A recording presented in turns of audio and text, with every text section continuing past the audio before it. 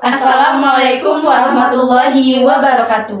Kami mahasiswa dari Universitas Islam Ahliyah Kuningan, Prodi Ilmu Gizi, Fakultas Kesehatan. Kami dari kelompok 3 Dasar Manajemen akan mempresentasikan materi tentang pemimpin dan pengambilan keputusan. Perkenalkan, di sini saya sebagai moderator. Nama saya Nurella Puspitasari, dan di sebelah kiri saya, perkenalkan, nama saya Uku Fiatun Hasanah sebagai pemateri pertama. Dan saya sebagai pemateri kedua. Di sebelah kanan saya, perkenalkan, nama saya Delvia Edina Dewi sebagai pemateri kedua. Baik, langsung saja disimak videonya.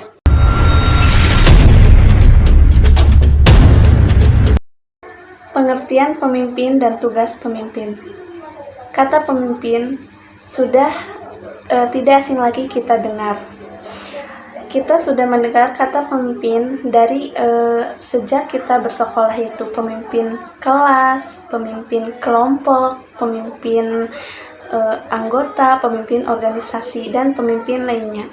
Nah, di sini dalam bahasa Indonesia, pemimpin sering disebut dengan penghulu, pembuka, ketua, kepala, dan lain sebagainya.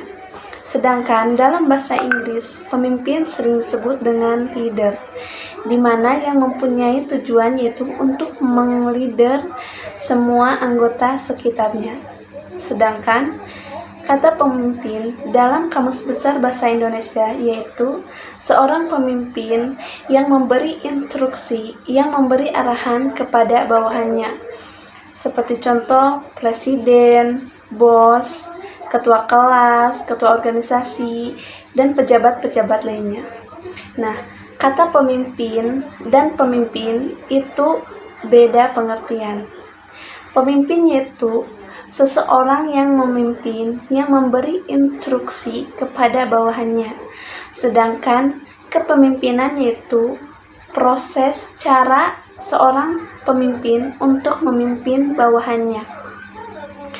Menurut Benis Nunus, konsep kepemimpinan yaitu apabila seseorang memberikan visi kepada sebuah organisasi, lalu visi tersebut mampu diwujudkannya dengan realita, dengan kenyataan.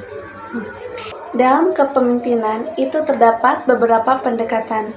Yang pertama yaitu pendekatan sifat, di mana sifat merupakan salah satu ciri yang spesifik yang dimiliki oleh setiap individu, seperti percaya diri, kecerdasan, kejujuran, keberanian, dan lain sebagainya. Nah, di sini seorang pemimpin itu harus memiliki sifat tertentu yang mencerminkan bahwa dirinya itu bisa dijadikan sebagai seorang pemimpin, seperti berambisius, cerdas, bertanggung jawab, intelektual, pemikir, kreatif, dan lain sebagainya.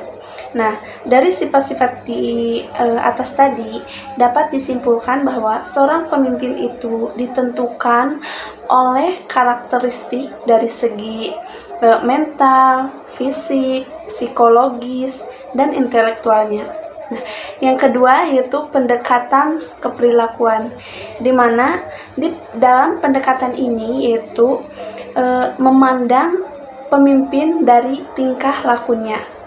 Yang ketiga yaitu pendekatan situasional. Nah, di dalam pendekatan ini, pendekatan pemimpin ke bawahannya. Seperti contoh yaitu ada seorang bawahan yang tidak bisa melaksanakan pekerjaannya atau ada kendala dalam melaksanakan tugasnya. Nah, di situ pemimpin itu mendekati bawahannya, lalu memberikan arahan, memberikan motivasi. Nah, itu yang disebut dengan situasional. Yang keempat yaitu pendekatan transaksional, di mana dalam pendekatan ini yaitu seorang pemimpin merancang pekerjaan yang sesuai dengan jenis pekerjaan atau skill si bawahannya, dan dalam pendekatan ini itu terjadi umpan balik, yaitu dalam artian yaitu saling menguntungkan.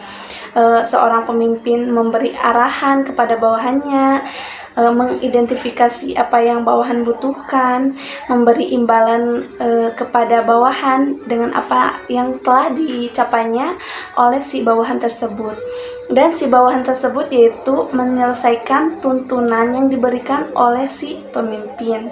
Dan si bawahan tersebut menerima imbalan dengan impas atas apa yang telah dikerjakannya. Jadi adanya saling menguntungkan, adanya timbal balik. Yang kelima yaitu pendekatan transformasional, di mana dalam pendekatan ini yaitu seorang pemimpin memiliki visi untuk kedepannya untuk mengubah lingkungan organisasi tersebut. Jadi setelah mencapai visi-visi yang lalu, visi-visi yang belakang, seorang pemimpin itu memiliki visi untuk ke depan, di mana visi yang ke depan itu seorang pemimpin juga ikut serta dalam melaksanakan visi tersebut untuk mengidentifikasi masalah-masalah yang ada, yang timbul saat melakukan visi-visi tersebut. Nah, dari kelima pendekatan tadi dapat disimpulkan bahwa tugas seorang pemimpin yaitu yang pertama, mampu bekerja dengan orang lain. Yang kedua yaitu seorang pemimpin harus bisa bertanggung jawab. Yang ketiga yaitu menyusun tugas, menyusun rencana. Yang keempat yaitu memotivasi. Yang kelima yaitu bertanggung jawab. Yang keenam yaitu mengawasi setiap tugas bawahannya, dan seorang pemimpin juga harus bisa menguasai tugas-tugas bawahannya. Dan yang terakhir yaitu seorang pemimpin harus bisa mengambil keputusan dengan bijak. Pengambilan keputusan. Hakikat pengambilan keputusan yaitu tindakan dalam mengeluarkan atau memberikan keputusan yang bersifat taktis maupun operasional, seperti halnya membuat program yang ingin dicapai. Nah, pentingnya pengambilan keputusan. Arti penting pengambilan keputusan adalah untuk mencapai tujuan yang ditempuh dengan cara terbaik, efektif, dan efisiensi. Karena seseorang yang mengambil keputusan, tentu dia sudah memikirkan tujuan ke depannya, tujuan dari apa yang dia ambil, tujuan dari keputusan yang dia ambil, atau bisa disebut alasan mengapa tujuan itu diambil. Karena dengan kita mengambil keputusan, sudah otomatis kita sudah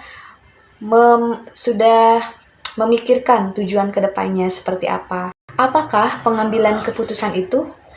Nah, pengambilan keputusan itu dapat diartikan sebagai suatu hasil atau keluaran dari proses melalui pilihan, melalui sesuatu pilihan, beberapa pilihan, seperti pilihan. Ada beberapa pilihan, ada pilihan A, B, C, dan semua pilihan itu memproses bagaimana seseorang mengambil keputusan tersebut dengan jalur tindakan beberapa alternatif yang tersedia, seperti proses pengambilan keputusan suatu yang menghasilkan sesuatu hasil yang terbaik atau bisa disebut dengan finish. Metode pengambilan keputusan suatu penerapan ilmu atau teknologi untuk mengambil suatu keputusan dari sebuah pilihan atau masalah yang dihadapi. Di sini bisa menggunakan beberapa metode pengambilan keputusan. Ada contoh halnya seperti kita bisa menghitung suara atau teknologi yang lainnya. Dalam pengambilan keputusan tentu ada beberapa teori. Nah, salah satu teori dari Georgi.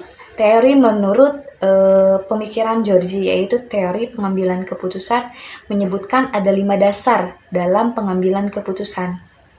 Nah, yang pertama yaitu intuisi, yang dimana pengambilan keputusan yang berdasarkan perasaan, yang bersifat subjektif, yang dimana seseorang mengambil tindakan atau mengambil keputusan sesuai dengan perasaan, atau bisa disebut menduga-duga.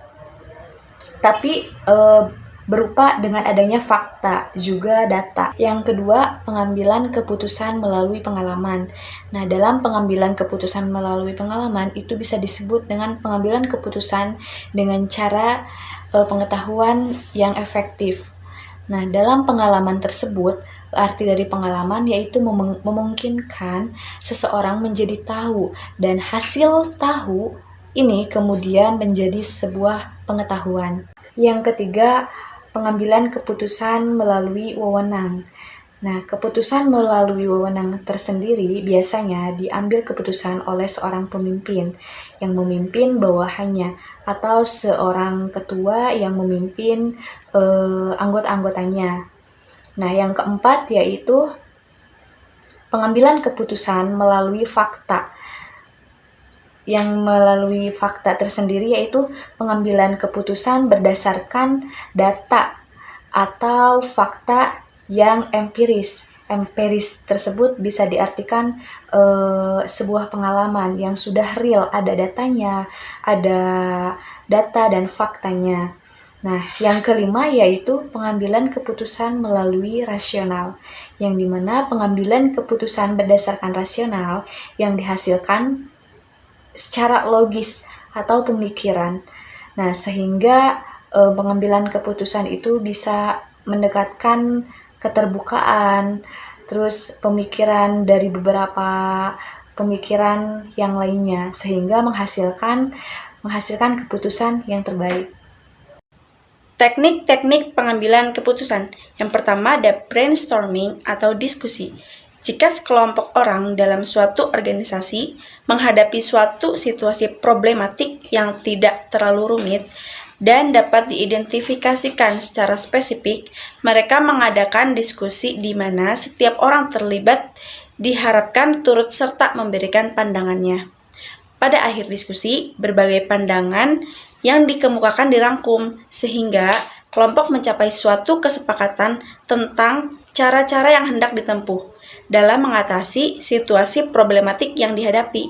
Yang kedua, ada synetics, di mana seorang di antara anggota kelompok peserta bertindak selaku pimpinan diskusi. Di antara para peserta, ada seorang ahli dalam teori ilmiah pengambilan keputusan. Apakah ahli itu anggota organisasi atau tidak dipersoalkan. Pimpinan mengajak para peserta untuk mempelajari suatu situasi problematik secara menyeluruh.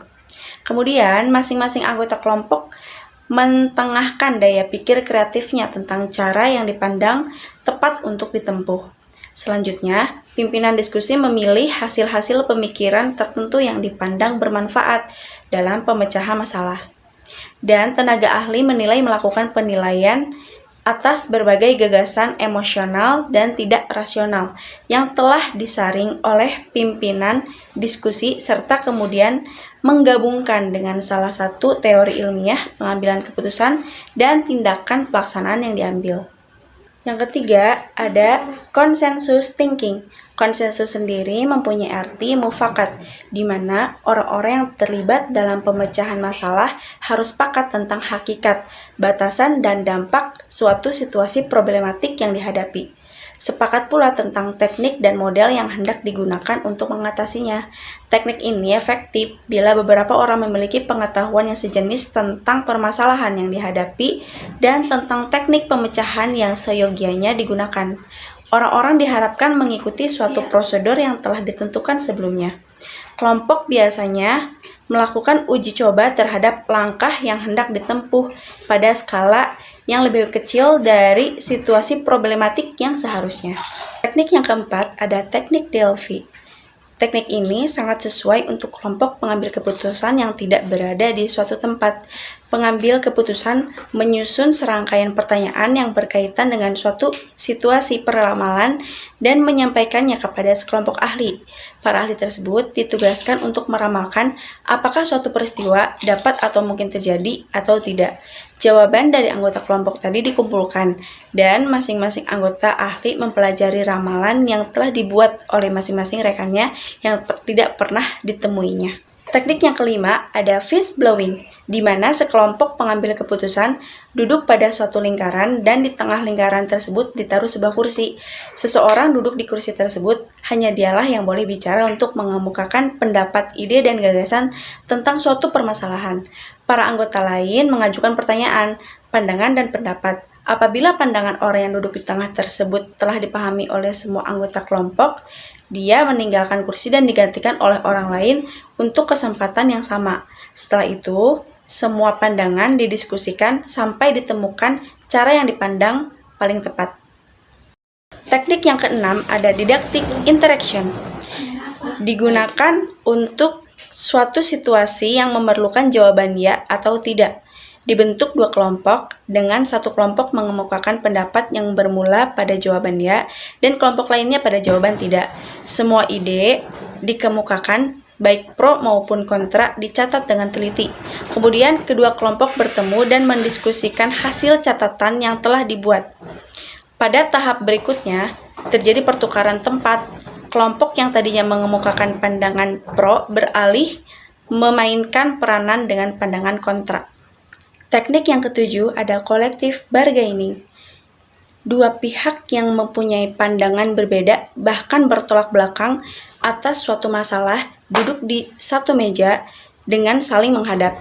Masing-masing pihak datang dengan satu daftar keinginan dan tuntutan yang didukung oleh berbagai data, informasi, dan alasan-alasan yang diperhitungkan dapat memperkuat posisinya dalam proses tawar-menawar yang terjadi.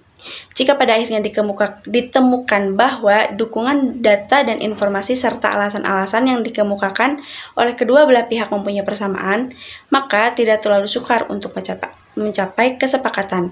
Tetapi sebaliknya, pertemuan berakhir tanpa hasil yang kemudian sering diikuti dengan timbulnya masalah yang lebih besar.